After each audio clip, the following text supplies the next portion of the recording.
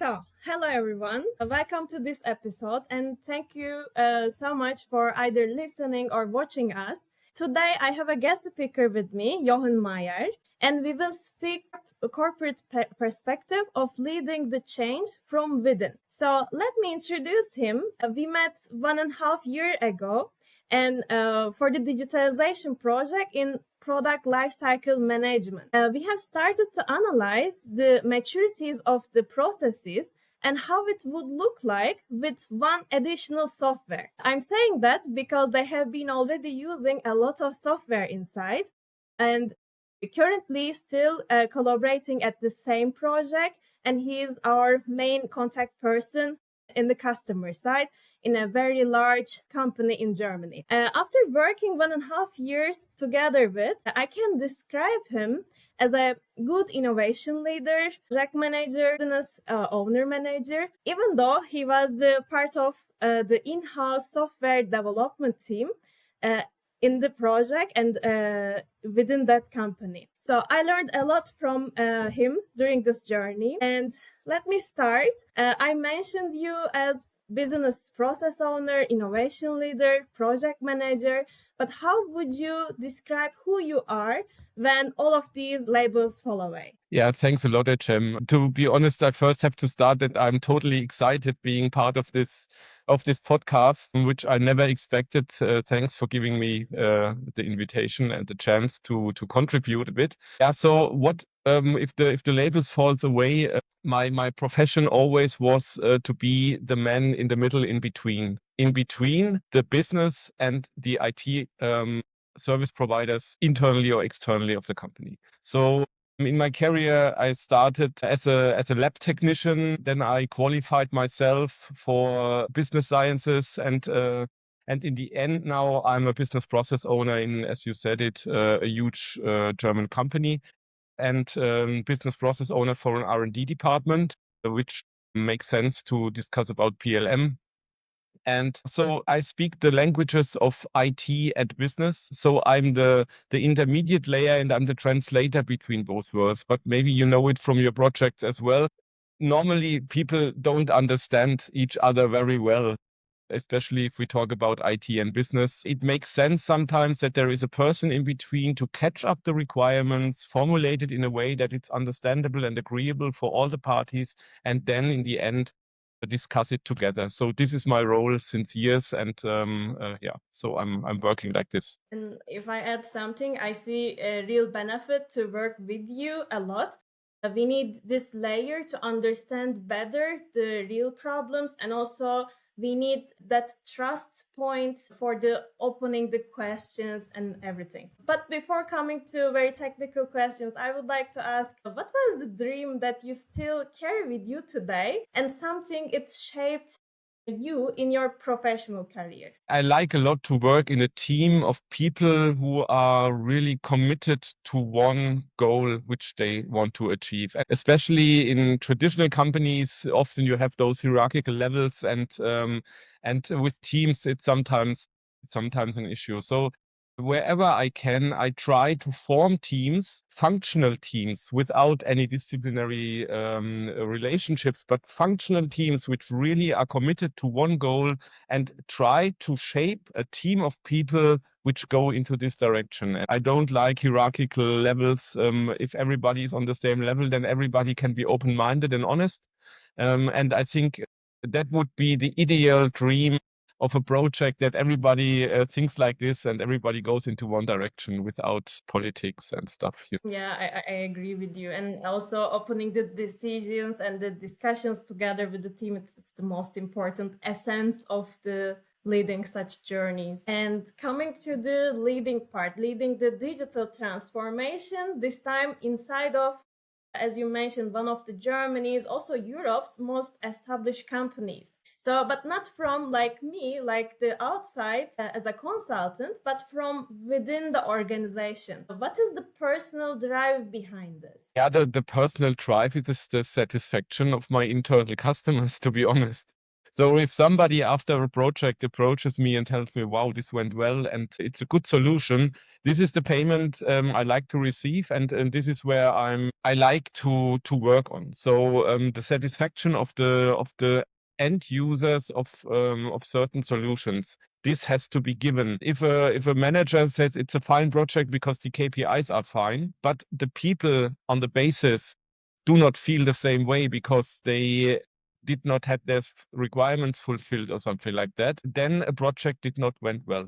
I'm really convinced that that success of a project pays out by the users who are using in the end the solution. This should be given, and then it's a good project. Yeah. So, yeah, coming to the again to leading a change and within the organization, I have another question. Since we have been working together at the same project, and it was really a chance to work together with you during the last year, we have faced a lot of challenges together. But for you, what was the biggest challenge in leading a change in a large traditional organization for you? Yeah, so those traditional companies, they are often quite resistant to change because we did it the last 10 years like this. Why should we change? So convincing the people that the change is beneficial for the company, I think that is the main challenge you have in the beginning. Yeah, you can approach it in different ways. You can approach it by making a nice PowerPoint presentation and explain the benefits if you know them directly out of the books. But what you can also do is you can really dig deep into the topics. You can, what we did in our project, make a maturity assessment and really look into it. And by that, you see exactly where the issues are. Then you can think for yourself, how would an ideal world look like? How would be a higher maturity level in the different areas would look like? And if you have that together, you are able to describe the situation after the change. If you are able to describe the situation after the change, every decision maker, every stakeholder sees then how it would look like and can immediately for himself or herself see the benefits. And that is part of the convincing. You have good facts, then you can convince people. And if they are convinced, they go with you with the project. Stakeholders are the key, especially in our case, it was more than 30 stakeholders, 30 decision makers, which we had, expert functions, which we had to include. And this is something where you only really can succeed if you have good arguments and you can convince the people to go with you this journey. And that's it. So I think stakeholder management is one of the crucial things, yeah, and the biggest challenge. And keeping them motivated, interested, and also as you described, trying to set expectations right for the all perspectives, something else for such big organizations and the big projects actually. But as you know, we have been working almost 1.5 years together, and before me it has been 2.5 years you started this journey. But yeah, when I come from the corporate perspective, how do you ensure that momentum for change continues even after the first exciting phases? That is a very good question, and it's very difficult to ensure that over such a long period of time, everybody stays on the boat and nobody's jumping the ship. So what you have to do is, or what I'm normally doing is I try to have a community of people. And I'm using collaboration tools like Teams or Trello or something like that to really build a community and really try to openly communicate each step. Because it can be in huge organizations that if you had, for example, a first interview or a deep dive session with a stakeholder, then it takes half a year that this person is addressed again, for example, with the results or with additional questions or stuff.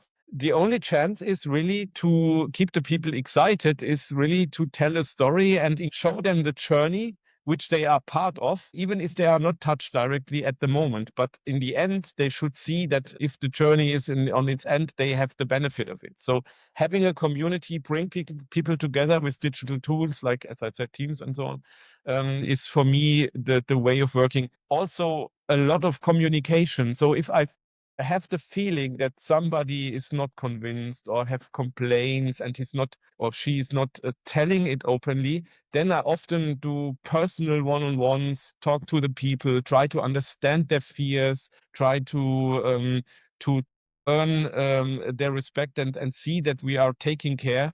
This is really important to drive such a project and keep the momentum alive. Yeah, I think in especially the slower times in the project, we need more people such you in the organizations. Why I'm saying that? Because keeping the fire within, continuing the asking to upper management what will happen, and try to keep the interest on the project. I think those are the very important things that to continue the journey. But my question is, in the digitalization projects, where does the real change begin?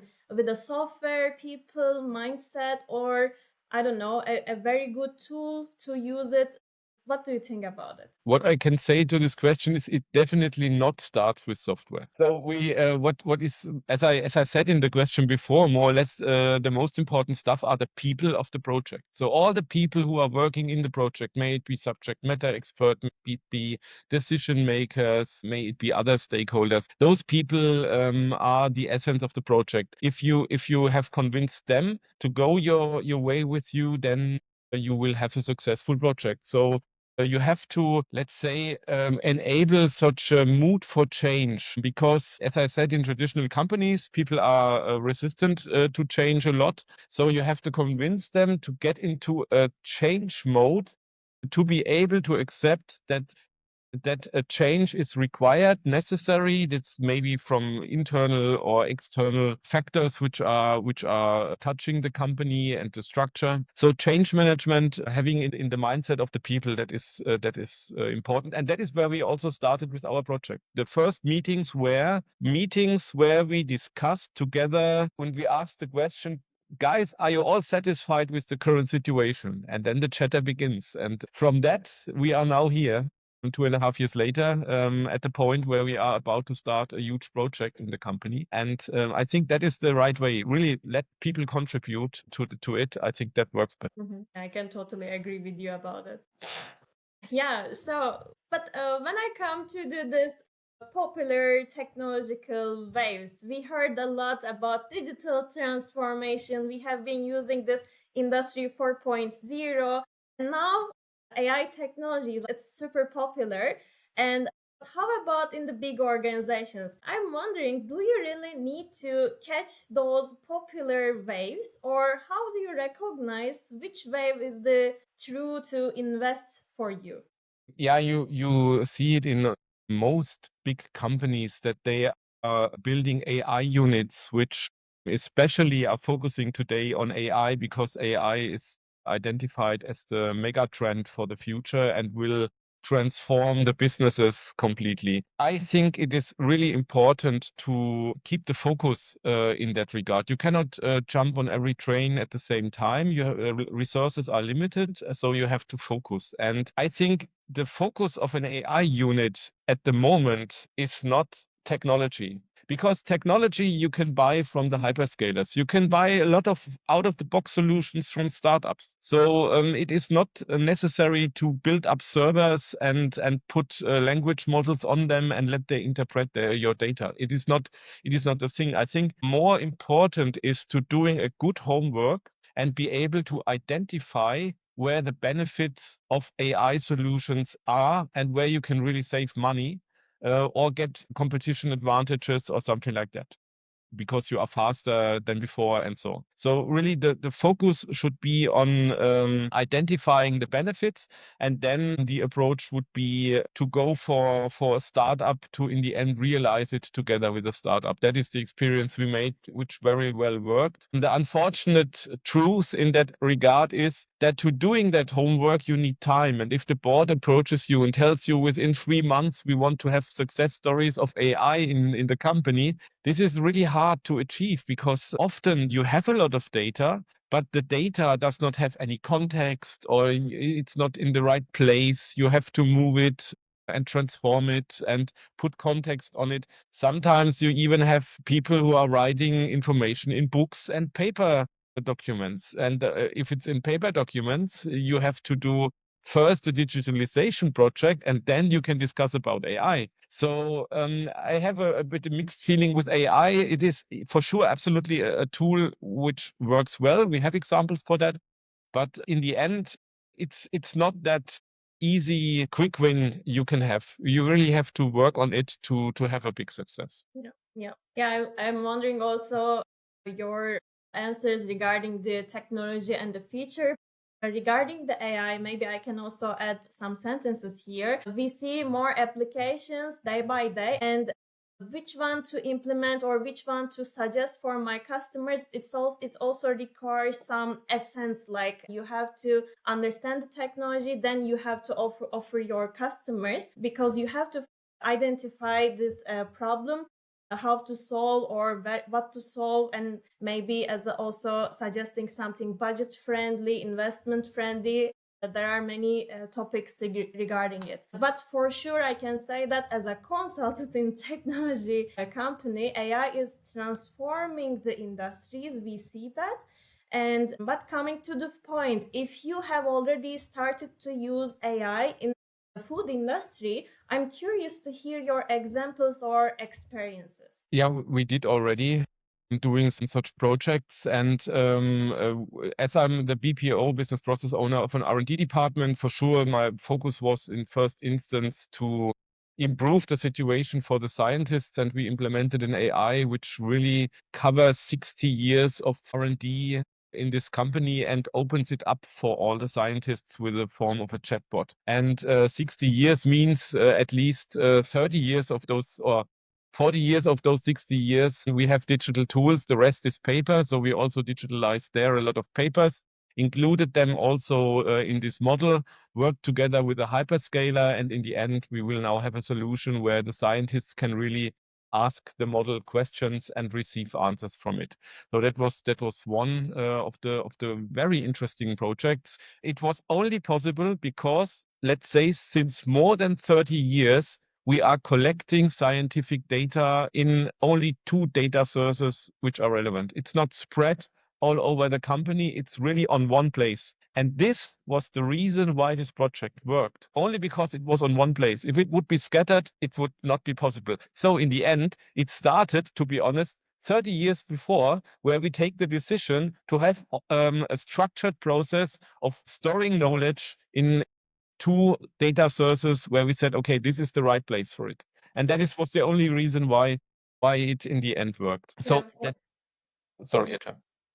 for many companies, they have been storing the data, but they didn't know where to use or how to use. We have been just looking to dashboards to try to understand some correlations maybe, but now we have some powerful tool with AI to understand those data and manipulate maybe those data, or give and search some better answers from this data. Yes, you're totally right. And if I may shortly say about process industry and food industry, for sure, there are also a lot of opportunities in the area of operations, because often it is energy heavy processes which we have, or huge supply chains which have to be managed. And for sure, there also AI can help a lot. But also we have to distinct here, not everything which is digital is AI.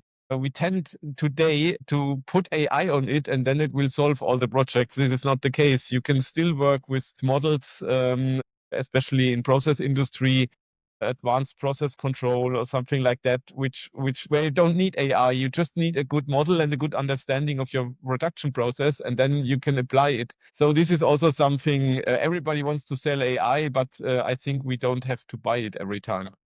It's kind of a popular, becoming a buzzword, like using AI, and Yeah. it's becoming more balloon day by day. And I'm afraid about this one too, because I see many potentials about it. But when we come to the very future with the technology, what excites you most? Because you have been working in this industry since very long, and you have seen many changes, let's say new tools, new softwares. But for future, when you come to the future, what excites you most? Yeah, I think that we have the possibility to really do predictions. especially in process industries, where you can now really see from the situation and the experience from the past, which is in your data, you can predict how a future would look like. And I think this gives us a time advantage because we come before it happens a bit, and this in the end will really transform business. I'm sure. But it is a long journey until we are there. If you look on the production process with a bigger facility, then it can take really years to analyze it from beginning to the end and apply AI. So small POCs, proof of concepts, where AI is used at one stage, learn from it and multiply it to other areas. I think that is something we have to do. And this is something which has to be formalized in the companies. This way of doing POCs, learn from it and roll it out. I think that is an important important success factor to cope with the complexity. You cannot look on a complete production process, identify everything, and then start, and then in the end you are finished. It will not work. You have to learn because it's so new sometimes that you cannot start with the big thing. You have to start small, and that is what we are doing, starting small and learn from it and multiply it then to all productions. And also learning during the journey, let's say. But how do you manage to stay updated and inspired with those fast changing technological landscape? Yeah, that is not so easy. So I also have work to do, so I cannot read every time in the newspapers and so on. But there are certain opportunities to stay with the technology current and up to date. One is having conversations with clever people like you and your colleagues. So I'm learning every time. And if you have good consultancies, they will also push you a bit, even if you don't ask, and tell you, here there is a new solution. Do you want to have a look? And if that is one source of information where I get a lot of from. Then for sure I'm reading the news forums and all the publications, the digital publications. But I also have one paper document monthly publication which I receive, and I really read the articles in paper form. And the reason is because those articles, they are from the maturity level on a different level, like a post in X. So you cannot compare it because there you have sometimes clear technical details mentioned and so on and so on. So it's on a different level. And but trying to learn from all the levels, I think that is important. You cannot only look into X and then learn technology from it. You also have to look deep into the topics to understand what's behind and how can I use it for my daily life and for the benefit of my company. So yeah, that is what I'm doing. Yeah, and also let me add something.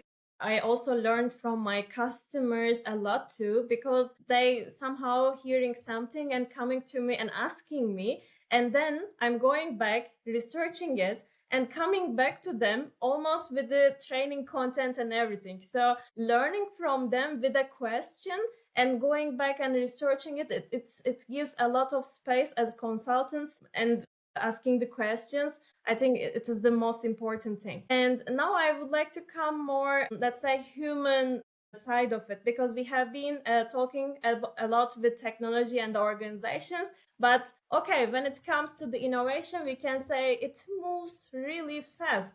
But people, yeah, we need some trust, clarity, and time to get that point. So, how do you personally manage this tension as a leader with your team? Yeah, this is a good question. I face that by myself, that if somebody tells you have to start a new project and you have to look deep into a certain topic which was not known before, then this is for me a change. So I have to adapt on it. And the thing I'm doing is the people who are with me in that, I try to be honest with them and also try to catch up the fears they have to together find solutions where everybody feels comfortable and is willing to move. Trust between the team members, between the external consultants. This is really something which is a requirement to be successful in. But how do you build this trust? Because when it comes to the trusting someone, I think spending time with them, being clear enough, yes, those are affecting a lot. But trust building within a team and the partners, And especially when it comes to the uncertainty. For example, in the project, sometimes we are more slower phase by phase, and sometimes we are faster. So with the uncertainty, how you deal with? Yeah, so how can you cope with uncertainty best if you have a very resistant organization? And in a project, you have normally not a formal organization. You have people who are coming together to do the project, at least in our case, this is often the situation. And you have to create a frame where everybody has the trust that even if there are difficulties coming from the outside, the team is able to solve the issue.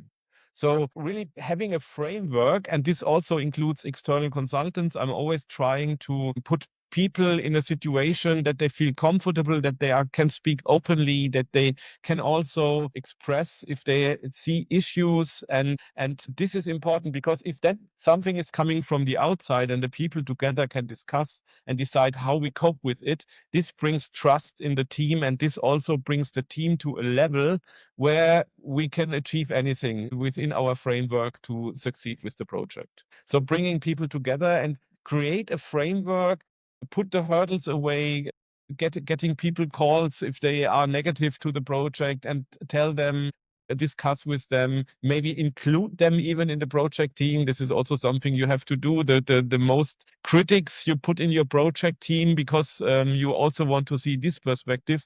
Already this gives them a lot of honor sometimes, and they feel good because they are heard. And if they are heard, they are able to contribute. And if they contribute, you always have to be able to make compromises.